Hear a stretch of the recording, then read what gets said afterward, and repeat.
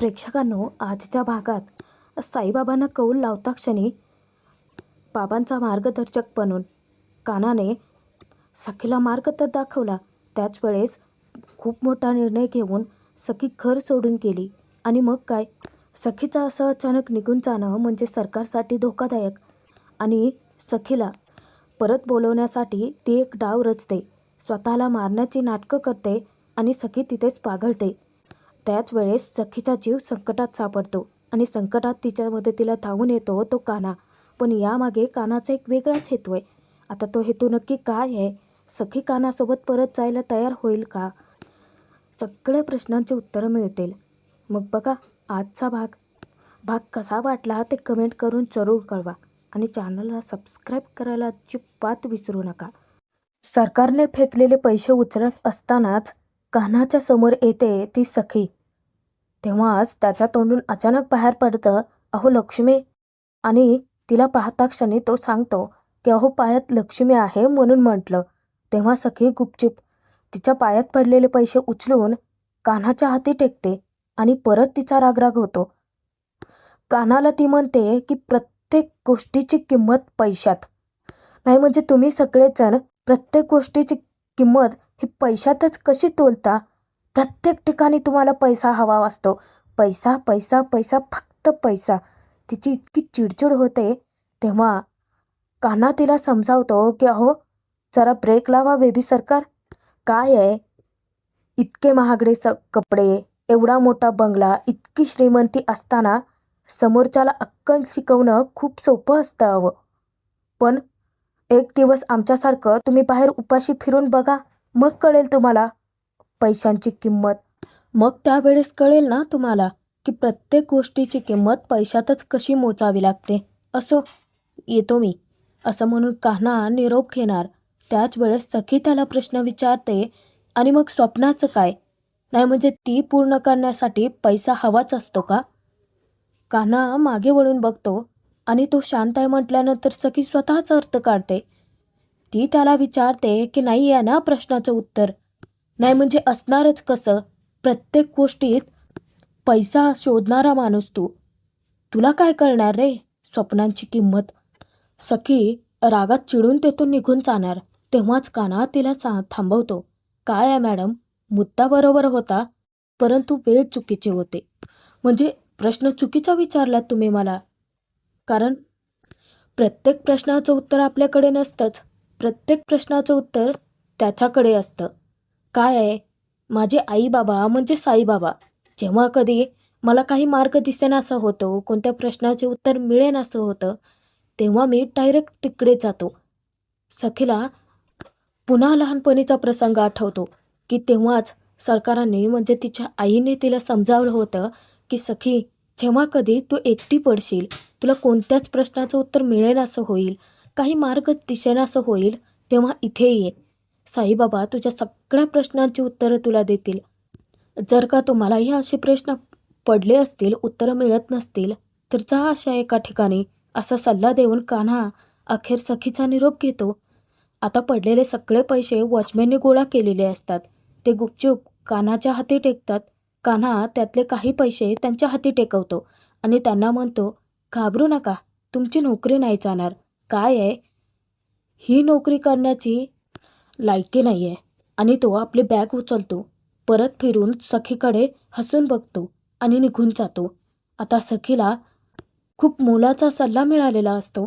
तेव्हा सखी एकटीच पुटपुटते, thank you mister चापलूस. आता सरकारांची खूप मोठी खेळी आहे. नाही म्हणजे सगळ्यांच्या नजरेत राघवला मारून तिने एका ठिकाणी राघवला डांबून ठेवलंय आणि त्यालाच भेटायला ती जाते. जाब विचारायचा असतो ना. आरशामध्ये तिला स्वतःचा चेहराही बघावासा वाटत नाही, कारण गेल्या 12 वर्षामध्ये तिने जे स्वप्न उराशी बाळगलं होतं ते प्रॉपर्टी मिळवण्याचं, तेच पूर्ण होत नाही. ते भंगतं ना अचानकच. कारण राघवने त्यामध्ये एक महत्त्वाची अट ठेवली होती, जी की आजपर्यंत सरकारला माहितीच नव्हती. आणि ती रागाच्या भरात चवताळून तो आरसा खळकन फोडून टाकते. त्याचे तुकडे होतात आणि चवताळत ती राघवला जाब विचारते की का केलं? गेले 12 वर्ष मी या क्षणाची वाट पाहिली होती. तुझ्या एका अटीने माझ्या सगळ्या स्वप्नांचे असे तुकडे झालेत. का केलं? रागाच्या भरातच राघवचा गळा आवळून सरकार त्याला बोलते की आत्ताच्या आत्ता तुला मारून टाकावं असं वाटते, पण मी नाही करणार असं. कारण तुला तुझ्या उघड्या डोळ्याने बघायचं आहे मला जिंकताना. तुझ्या त्या तळभद्र पोरीला, जिला तू जन्माला घातलंस ना, तिला काय तर म्हणे तुझी स्वप्न पूर्ण करायच्यास. एकदा का तिचं लग्न झालं की बघ मग मी तुझ्याच डोळ्यासमोर कशी तिला रस्त्यावरती आणते. मग कर म्हणावं स्वतःची स्वप्न पूर्ण. तुझ्या मुलीने ओळखलेलं नाही आहे मला अजून. जेव्हा राघवला सरकार बेडवरतीच खाली फेकून देते तेव्हाच राघव अचानक जोरजोराची घंटा वाजवायला लागतो. तेव्हाच त्याने नकळत सरकारला संकेत दिला होता, पण तो तिला उमगतच नाही. कारण ती अजूनही सुडाच्या, बदल्याच्या आणि प्रॉपर्टी लुबाडण्याच्या आगीमध्येच होरपळते.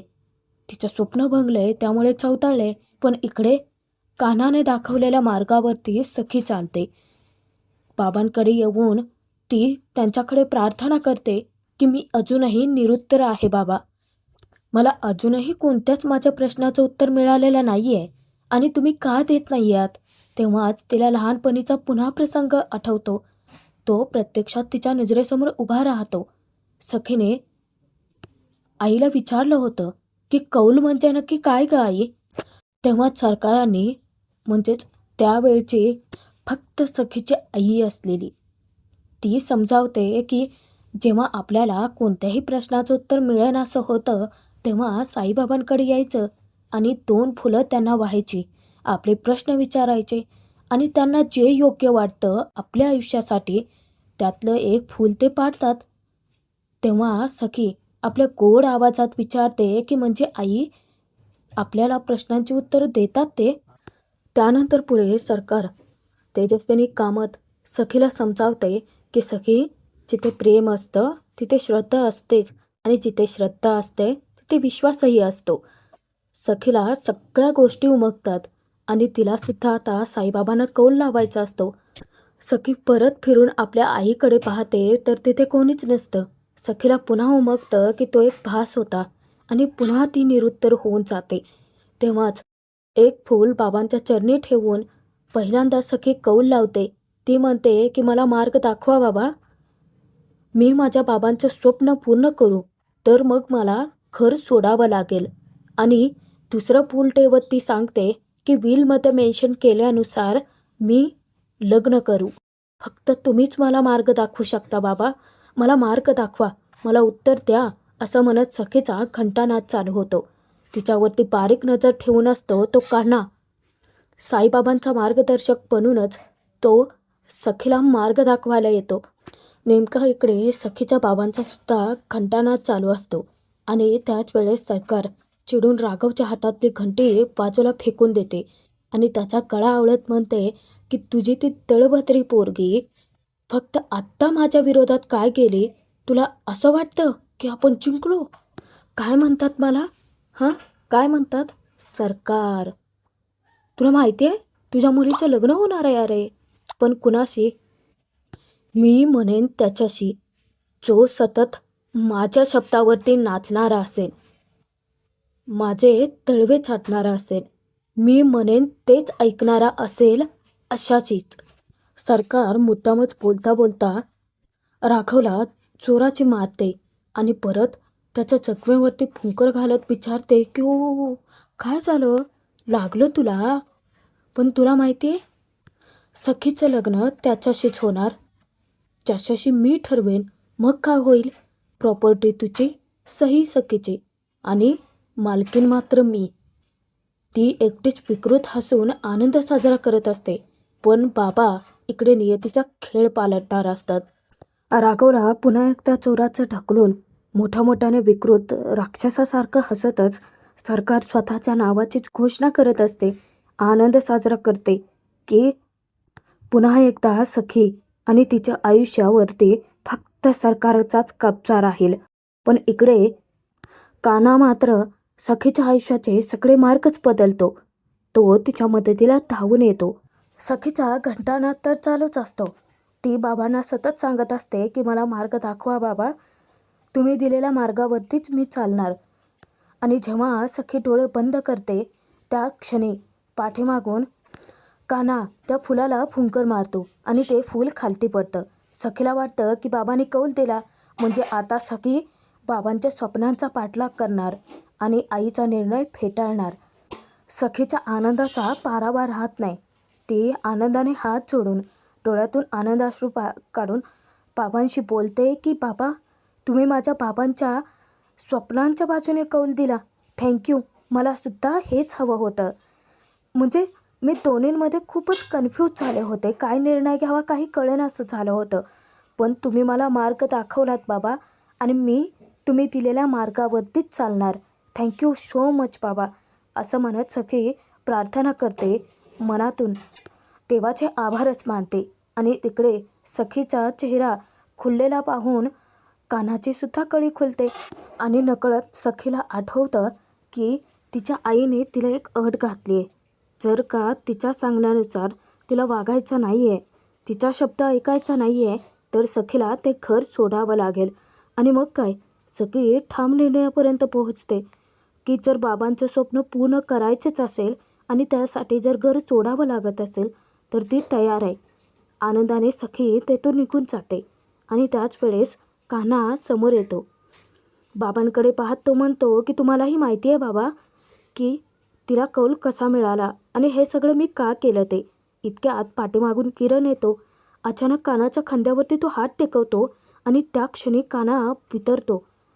जेव्हा मागे वळून तो किरण आहेत पाहतो तेव्हाच सुटकेचा श्वास सोडतो. रागातच त्याला विचारतो की किरण्या तू, अरे जीव गेला असता माझा. किती घाबरलो होतो माहिती आहे का तुला मी. तेव्हा किरण विचारतो की अच्छा, अरे मग घाबरण्यासारखे कामच करू नयेत माणसाने. मला माहिती आहे हां त्या मुलीला कौल कसा मिळाला ते. तेव्हा कान्हा समजावतो की नाही रे, मला ना दया आली त्या मुलीची. तिला तिच्या बाबांचं स्वप्न पूर्ण करायचं होतं. म्हणूनच तिचं मन राखण्यासाठी हा सगळा खटाटोप केला. आणि बाबांसमोर कान पकडून माफी मागत कान्हा बोलतो की बाबा, तुम्हालाही माहिती आहे की मी का केलं.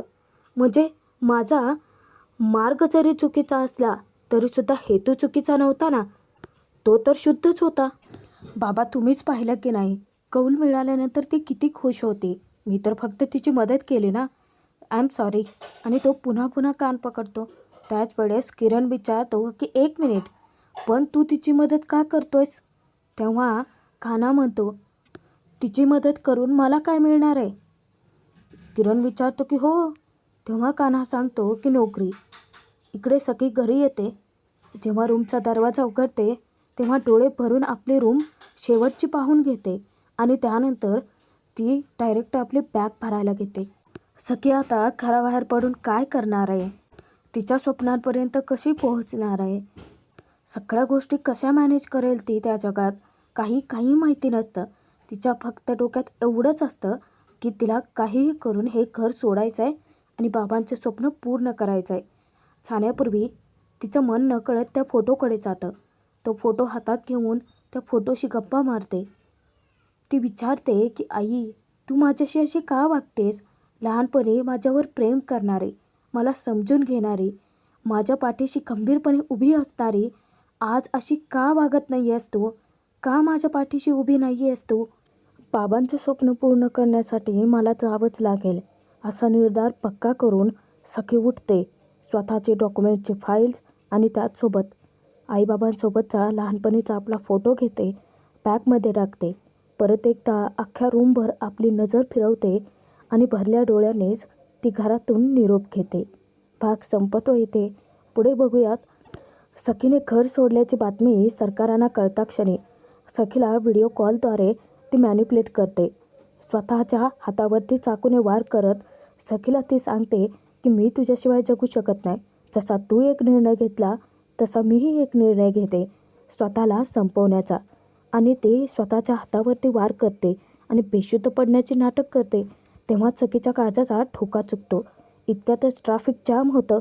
सखीला बाहेर रस्त्यावरती वावरायची सवयच नाही. आणि त्याच वेळेस सखी अचानक गाडीतून खालती उतरते. रस्त्यावरून आता इकडे तिकडे फिरत असताना गाड्यांच्या मध्ये ती अडकून पडते. तिचे सगळे अभ्यासाचे पुस्तकंही खाली पडतात. आणि त्याच वेळेस अचानक एक गाडी भरधाव वेगाने तिच्या अंगावरती येणार. ती थांबते. सखी पुस्तकाच्या आडून डोकावते तर समोर कान्हा असतो. कान्हाला पाहता क्षणी सखीचा जीव मोठा होतो आणि कान्हा सखीची मदत करतो. तो तिला वाचवतो आणि सोबतच बाईकवरती बसवतो. जॅकेटने तो पाठीमागे बसलेल्या सखीला आपल्या कमरेभोवती बांधून ठेवतो. आता कान्हाची एक चाल आहे. सखीचा जीव वाचवण्याचं, सखीला परत घेऊन यायचं, एक नाटक करायचं आणि नोकरी मिळवायची.